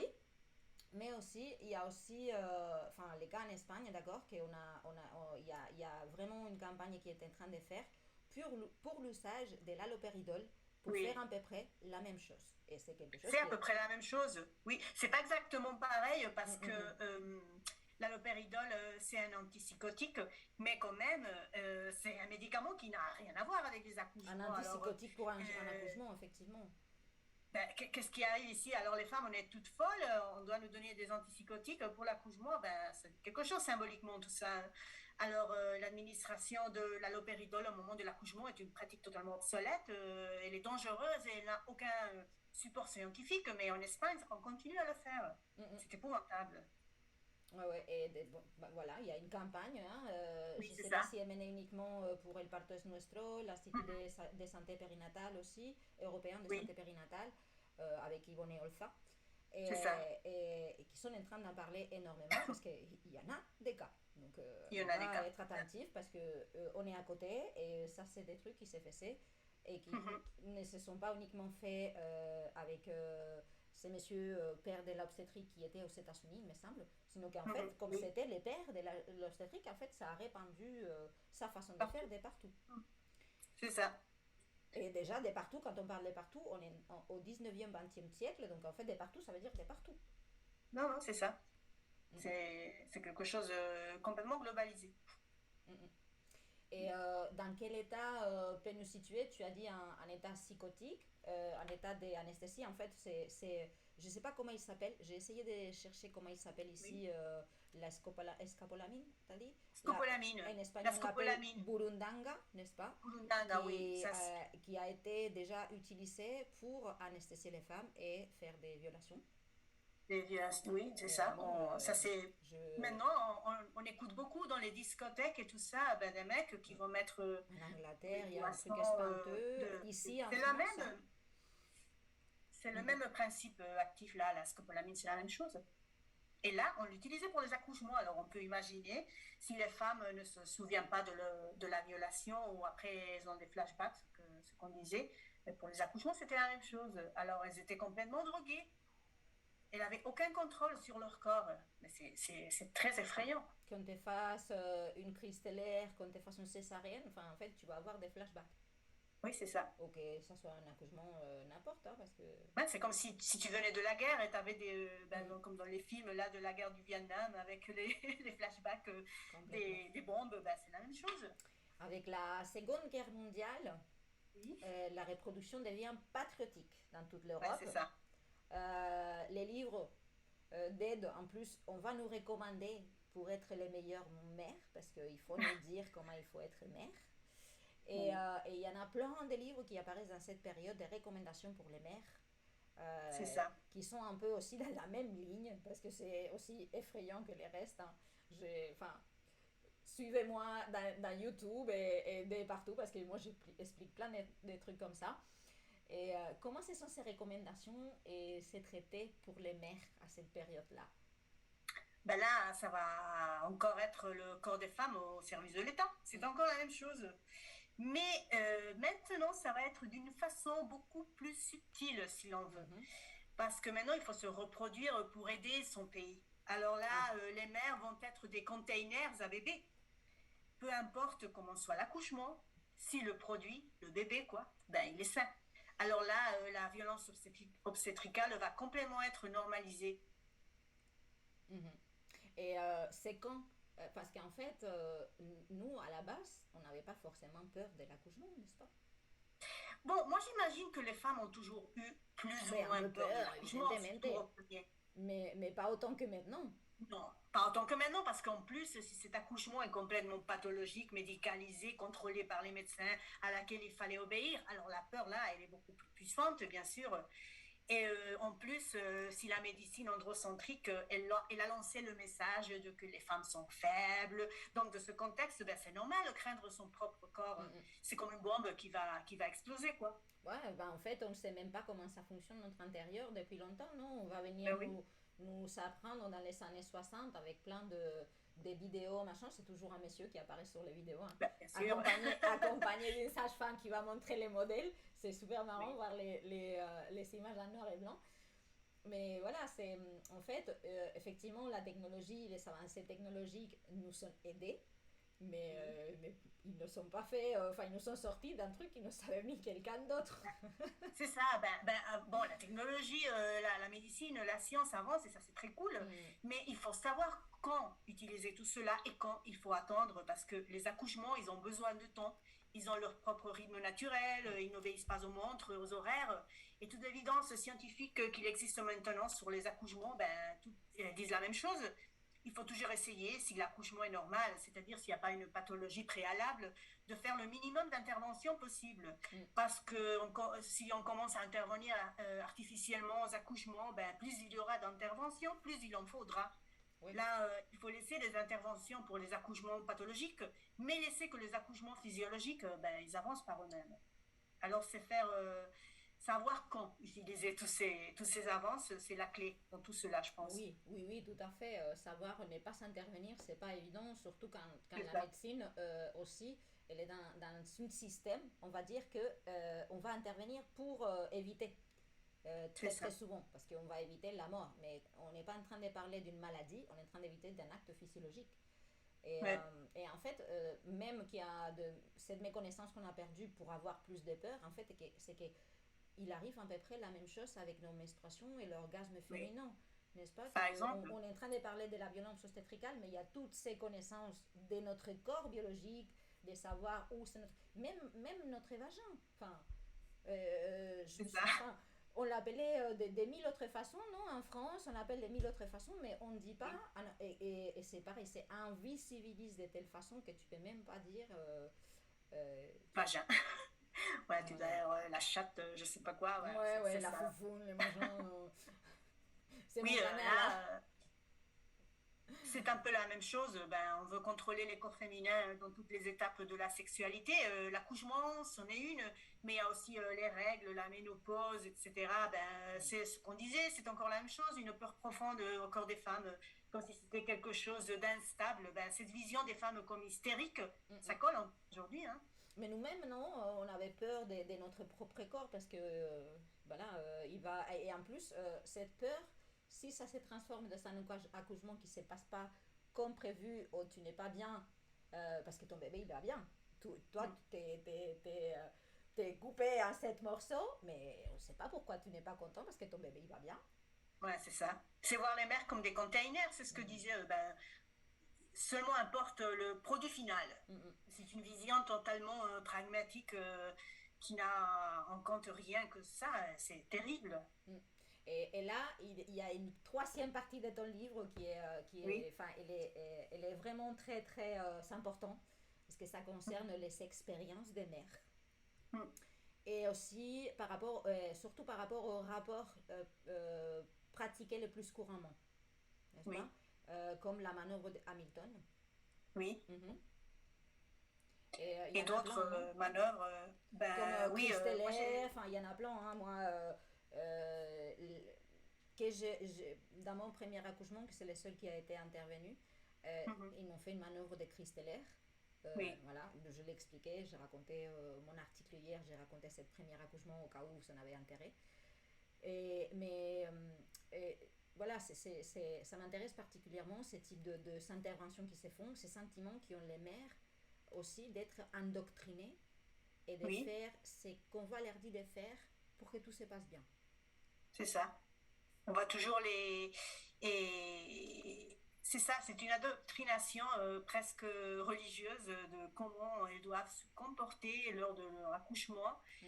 Et moi, j'ai parlé avec beaucoup de mères, des centaines de mères le long de toutes ces années. Et beaucoup de ces témoignages me racontaient comme elle avait la sensation d'être apprivoisée, Mhm. surtout dans les cours prénatales. Là, et on va leur raconter toujours la même chose. C'est la même Mhm. histoire. Ben, vous allez à l'hôpital, vous devez faire ce que le médecin vous demande, on va vous faire ça, on va vous faire ça. Mais on leur Pardon. dit jamais, vous pouvez choisir ça, vous pouvez choisir là. On ne, leur va parler, on ne leur parle pas du consentement éclairé, du plan de naissance. Alors là, c'est une préparation absolue pour la soumission, pour l'obéissance. Mm. C'est C'est un terrible. peu un formatage. Moi, je me suis sentie comme ça. Et d'ailleurs, enfin moi, j'ai pas fini mon doctorat, tu sais, j'ai l'ai laissé à moitié parce que c'était pas mon objectif. Mhm. Mais quand on me dit à ces premières réunions que je suis déjà en train de lire des livres, que j'ai fait des livres, que par exemple l'allaitement ça m'a servi à rien parce que ça n'était pas dans les livres en réalité l'expérience, non? Mais j'étais déjà, enfin voilà, je voulais être le mieux possible préparée et Mhm. j'avais entendu parler de l'épicio et je demande, pour savoir et tout, demande les taux d'épisiotomie. On Mhm. était une vingtaine, une trentaine de mères tous ensemble. Et s'il vous plaît, quel est le taux d'épisiotomie dans votre hôpital? Et elle me regarde, elle me dit, vous savez madame, vous regardez trop sur internet. Voilà. Et il y a une autre femme, un peu plus loin, hein, et qui dit, pardon, moi ça m'intéresse aussi. Ben, bien sûr. Et là, Mais tu vois, il n'y a c'est pas eu du de réponse, hein. paternalisme. Il n'y a pas eu de réponse. En fait, la réponse a été à peu près, ça vous intéresse pas trop, si on les fait, c'est parce qu'on doit les faire. Mais C'est c'est pour ça. ton bien. C'est encore cet apprivoisement des Mhm. femmes. Ben, c'est pas ça, c'est pas à toi de t'en préoccuper, c'est moi, c'est la professionnelle. Ben, tu te tais, tu fermes la gueule, tu fais ce que je dis. Complètement. Nous, ces jours-là, ils nous ont fait un parcours, parce qu'en fait, c'était les jours qu'après les speeches de la sage-femme, on faisait un parcours et on voyait la salle d'accouchement où on pouvait choisir la Ah, bien. musique. La musique. Ah, c'est bien La, quand même. la, Ah bon, d'accord. la. Ben, avec là, ben, comme ça, on a tout. Ça y est. On peut Donc plus se plaindre. on m'a fait une crise stellaire pendant que j'écoutais Antonio Machin. Ah bon, alors c'est bien. Non, non, non, non, non, non, non. Allez, c'est On classe, peut hein. plus non, non, non, on peut plus rien dire. Ben oui, ben, Et c'est précisément, incroyable. autour de tout ça, tu racontes un article qui a écrit Isabel Fernández del Castillo, que je Oui, c'est profite justement sur aussi. ça, sur tous ces cours de préparation.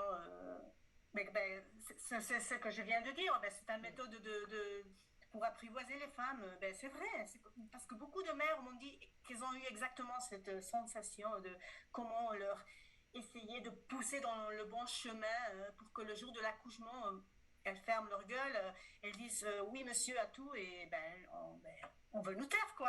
C'est ça.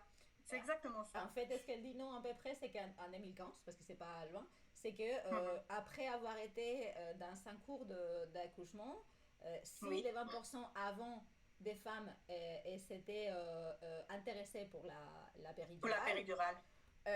après les cours, il y avait 80% des femmes qui voulaient Mais la bien péri. sûr, parce que c'est la peur qui rentre par les yeux comme ça. Ben, c'est normal, oui. Et la peur, c'est une façon formidable de contrôler. Si on dit ça, j'ai sorti ça ici en France parce que j'aime bien ce concept un peu de la carte du bébé mort. Parce Oui, que c'est bon, ça, ça, c'est comme l'arbitre qui te dit, on te l'a sorti, non? Et des fois, ouais, c'est ça. en fait, c'est un cliché, mais en même temps, c'est un cliché qu'on te les sort tellement qu'il faut les donner un Non, nom. bien sûr, Il faut ben les donner ça un nom parce s'utilise que tout le temps. Oui, c'est comme ça tout le qu'en temps. fait, tu réagis, tu dis, ah, mais non, est-ce que ce qui sont en train de me faire maintenant, c'est tout Oui, simplement, ils m'ont sorti là. Ah, la carte. tu te tais parce que sinon ton bébé il va mourir. Alors là, qu'est-ce que tu vas faire? Ben, tu te tais. Une des interventions les plus faites en France actuellement, c'est la péridurale. D'accord. Oui. En fait, une autre chose qui m'a beaucoup surpris, c'est que les mêmes études faites, enfin les mêmes études, des études faites en Espagne par rapport à ça, c'est qu'en fait, les interventions en global, les interventions obstétriques pendant l'accouchement basées dans des preuves en Espagne, c'est en fait c'est très peu, c'est un 10% Oui. de ce qui s'est fait dans les interventions qui a vraiment de sources scientifiques. Oui, c'est ça. Moi, je pense C'est que ça, c'est énorme. parce que C'est c'est énorme. ouais, c'est incroyable. Mm, Mais moi, je pense que c'est aussi parce que changer les protocoles hospitaliers, c'est quelque chose de très difficile. mm, Ça prend beaucoup de temps. Et puis aussi, il y a des protocoles qui sont encore plus dangereux mm. parce que c'est les C'est vrai. protocoles pas écrits. D'accord? Les habitudes de l'hôpital, de chaque hôpital. Mhm. Alors là, c'est très compliqué parce que changer une habitude qui est comme ça depuis des dizaines d'années, ben, c'est pas évident. Donc, je pense que peu à peu, les choses vont un peu mieux. Ben, sauf avec la Covid, là, parce que ce qu'on a parlé avant, qu'avec la Covid, on est allé en arrière, mais bon, Mm, mm, on va faire comme si.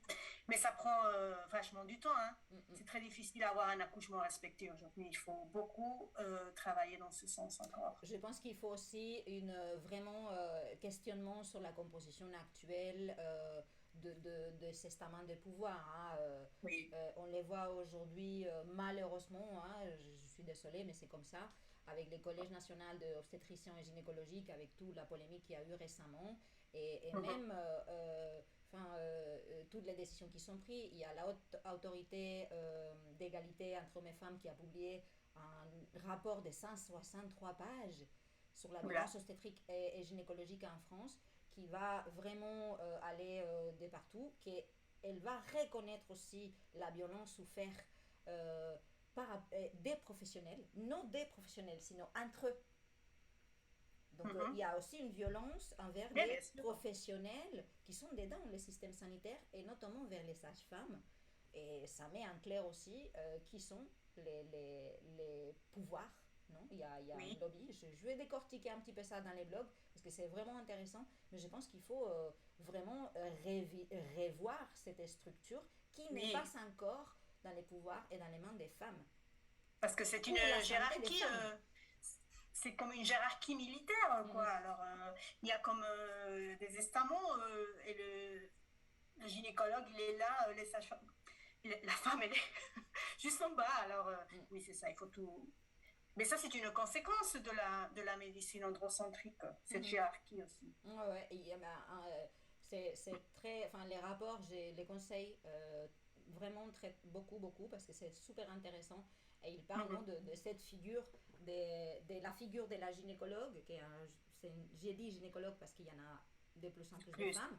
oui. Ça, c'est féministe, parce qu'en fait, c'est Mhm. des professions féminisées, les sages-femmes, Totalement. et au milieu, l'obstétricien chirurgien, qui est hasard des hasards, c'est vraiment les gens qui ont beaucoup, beaucoup d'expérience, mais que, hasardement aussi, 80%, 90% ou 80%, c'est des hommes.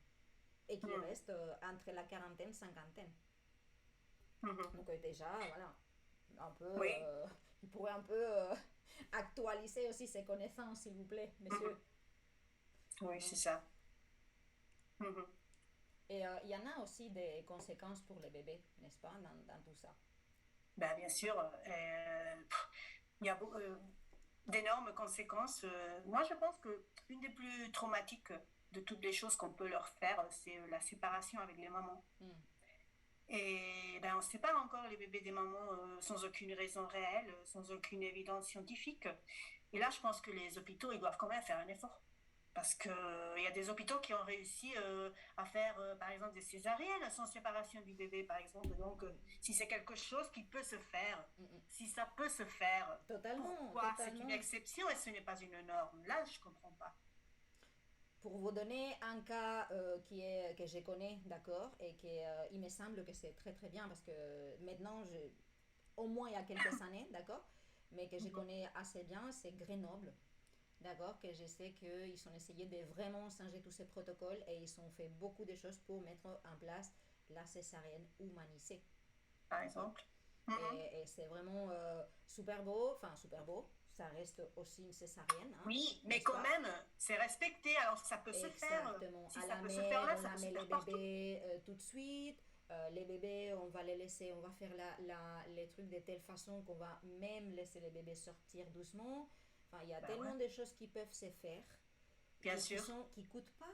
Parce qu'en plus, c'est pas cher, c'est juste de l'écoute, c'est juste laisser.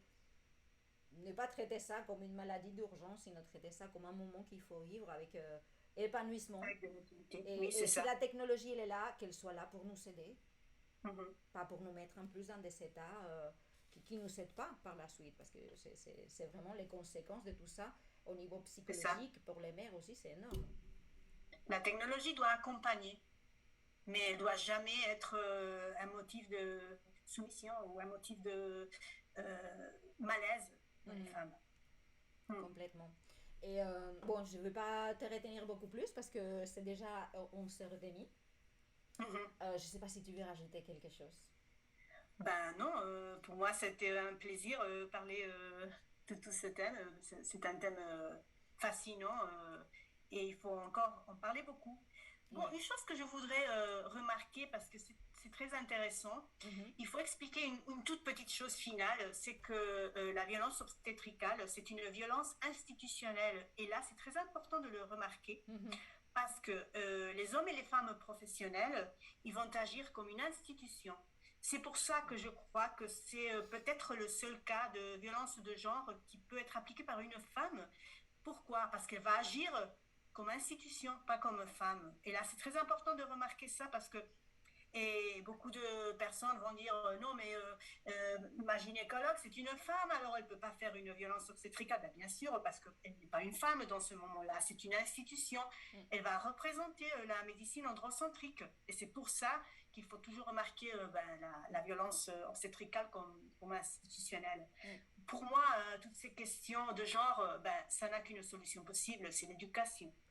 Parce que si on met des lois qui pénalisent, si on fait des plaintes, si on porte plainte, ben, tout ça, ça n'arrange vraiment rien. La seule solution, c'est la pédagogie, c'est la perspective de genre en médecine, que la médecine, elle ne soit plus androcentrique. Donc là, les femmes, les professionnels de la santé, ils vont pouvoir avoir un dialogue horizontal Mm. et les femmes, elles vont pouvoir prendre de la responsabilité sur leur propre santé, sur leur propre corps. Et là, c'est un travail qui va tout doucement, mais bon, je vais laisser un petit dernier message d'optimisme parce que moi, je suis Si, sûre qu'un jour, on va y arriver. moi aussi, tu sais, je pense qu'il y a énormément de choses à faire, qu'il y a énormément de prise de connaissances. C'est vrai qu'il y a la technologie qui nous a aidés à pouvoir parler entre nous. Oui, Je c'est pense que ça. ça, c'est super important, non, de créer des endroits où nous, on peut s'exprimer. Parce que souvent, C'est ça. nous, on va avoir aussi la honte d'avoir vécu tout ça. Oui, Demandez à vos mères, à vos grands-mères comment ils l'ont vécu, parce que souvent, même, c'est personne ne les a demandé. c'est ça. Parce que Et c'était normalisé. C'était normalisé. exactement. Alors là, elle le voyait comme quelque chose de normal, mais bon, maintenant, peu à peu, on se réveille et on voit que ce n'est pas normal, on ne peut pas accepter ça et il faut parler beaucoup entre nous et nous organiser pour Mm. finir avec tout cela. C'est pas du tout quelque chose qu'on a fait avec l'esprit de critique. Non, ce que nous, on veut aussi, c'est une critique pour la reconstruction, Ben, bien pour sûr, qu'on c'est puisse quelque chose. faire ensemble exactement, parce que c'est des choses que jusqu'à il y a peu de temps, on n'en parlait pas. Donc Mhm, on pouvait pas réagir. On a déjà un nom, on sait comment faire. Et voilà, on va pouvoir faire ça tous ensemble parce que c'est la meilleure façon, n'est-ce pas? Et en c'est écoutant ça. les mères. Non, parce que si on Oui. fait des choses sans les femmes, pour les femmes, mais sans les femmes, bah, et sans les femmes, je veux dire aussi la prise de pouvoir des sages-femmes. D'accord? Parce Mhm, qu'on a aussi ces systèmes qui ne va pas leur permettre d'exercer d'une façon vraiment bien pour qu'elles disent, bah bien, oui, je vais me mettre ici au fond coin de je sais pas où, parce qu'en fait, tout va bien aller, j'ai tout ce qu'il faut pour que tout sois bien. Et on n'aura pas uniquement 80 sages-femmes un libéral et 8 maisons de naissance, sinon qu'on Ouais. aura un Peu à réseau. peu, oui, bien sûr, ça va Exactement, progresser. Ben, j'espère bien. Je sais exactement. que c'est long, mais il faut quand même confier parce que c'est une question de temps, j'espère. Et de pédagogie, quoi. Oui, et en fait, toi aussi, tu es sur les réseaux sociaux, n'est-ce pas, Eva? Tu es sur Oui, bah, Facebook? c'est ça, je suis sur Facebook. Bon, je suis pas trop bonne dans les réseaux. Je suis vieille pour tout cela. Non, non, c'est pas vrai. Non, ça no es Ben, verdad. j'essaye. J'essaye quand Je suis même. plus J'essaye âgée quand que même. toi, probablement, donc non, non. Non, mais moi, je vois par exemple mes filles comme est-ce qu'elles Ah vont ouais. avec les réseaux sociaux. Bon, moi, je sais rien de tout ça. Alors, mais bon, j'essaie quand même. Mm, Alors, j'ai mon Facebook qui s'appelle No a la violencia obstétrica Espagne. Là, je mhm. partage tout ce que je trouve dans Ils les sont en bas, médias. hein, ils sont en train de défiler en bas, Ah, d'accord? génial, Ils sont défilés tout le temps, donc pour merci. ça. Alors, là, je partage tout ce que je trouve dans les médias sur la violence obstétricale en Espagne. Et aussi, j'ai mon Instagram qui est exclusivement dédié à partager des témoignages de femmes et de professionnels. Mm, Parce mm. que les professionnels, ils sont aussi des victimes, et ça aussi, il faut le dire. C'est ça ce que je voulais dire tout à l'heure, non? En fait, c'est pas parce que tu es un professionnel que tu n'es pas, que tu n'as pas suivi des violences, parce que déjà c'est une violence, les types des horaires qu'on a, les contraintes qu'on a, enfin souvent les professionnels de santé ils vont avoir des crises de profession, C'est ça. des plans, des trucs comme ça, hein, parce qu'ils Oui, sont oui. témoins des choses, et à un moment donné il y a des choses qui se passent et qui peuvent faire. Voilà. D'ailleurs, C'est ça. j'ai déjà parlé une sage-femme qui allait venir aux journées, qui elle a arrêté précisément parce qu'elle était Ah, dégoûtée, il y elle en n'en a pouvait beaucoup, plus. hein. J'en ai connu beaucoup de cas pareils, ben, des sages-femmes qui sont dans des hôpitaux et finalement elles ne peuvent plus. Alors elles se mettent comme des sages-femmes libérales à faire des accouchements aux maisons parce qu'elles ne peuvent plus supporter tout ça. Tout à Hmm. fait. Bon, Eva, merci beaucoup. Reste Merci un à petit toi. peu encore avec moi, même si je vais faire les adieux. Et merci Très beaucoup. bien. Enfin, tu vois, j'ai dans la tête même des choses qui me viennent pour dire, ah, mais j'aimerais bien parler de ça. Non, ça a été très Ça intéressant. a été Merci à toi. super pour Et une autre occasion, et qui c'est ça. sait, peut-être pour venir en France et parler aussi de tout ça, et que ça soit aussi répandu de partout dans l'Europe, parce Ah qu'on oui, n'est ça pas serait qu'en génial. France, on n'est pas qu'en Espagne, mais on est de Oui. partout, et il faut en parler. Merci. Merci à toi. Et bon, comme vous pouvez le constater, les bébés, génération après génération, ils ont subi également les conséquences. Être bien né est important. On n'oublie pas les personnels soignantes qui est aussi dans, système, qui est dans ces systèmes des journées impossibles de travail, de la maltraitance psychologique, et, et de cette crise des professions aussi. Accouchement enlevé est un livre digne d'un roman d'épouvante, comporte pourtant beaucoup de lumière, plus de lumière que de sombre. Il est important que chacun ait une vision historique avec une perspective des genres. Non, les femmes ne mouraient pas beaucoup plus en couche avant. Un problème a été créé d'abord avec la mort des connaissances des femmes, son intention d'apprendre, son interdiction pardon, d'apprendre, et ensuite les transferts progressifs des femmes vers les soignants masculins sans aucune expérience ou connaissances réelles tout au long de l'histoire. Bébés et femmes ont été soumis à des expériences comme si cela n'avait pas de conséquences. Et si, il y a de l'espoir. Mais ça sera aussi cet après-midi qu'on va parler un petit peu plus de ça avec Alison Legros. On va parler des bien-être, de comment sortir, devenir actrice de son accouchement. Et je vous attends ici et sur TikTok et Instagram, comme toujours, comme Parentalité Continuum, à 14h, avec Alison Legros de Mon Accouchement Serein. Devenir actrice de son accouchement, ça s'est fait comment? Un dernier, mais pas moins important, sera jeudi à 10h avec Galacté, une association d'allaitement située au Rhône, et que depuis plus de 40 ans, enfin 40 ans cette année, elle recueille les témoignages des femmes par rapport à l'allaitement. On vous attend demain. Merci de votre attention et de votre écoute. N'oubliez pas de nous suivre sur les réseaux, de donner à la petite cloche, de partager et commenter. On attend votre participation à la Smart 2022. Hasta mañana.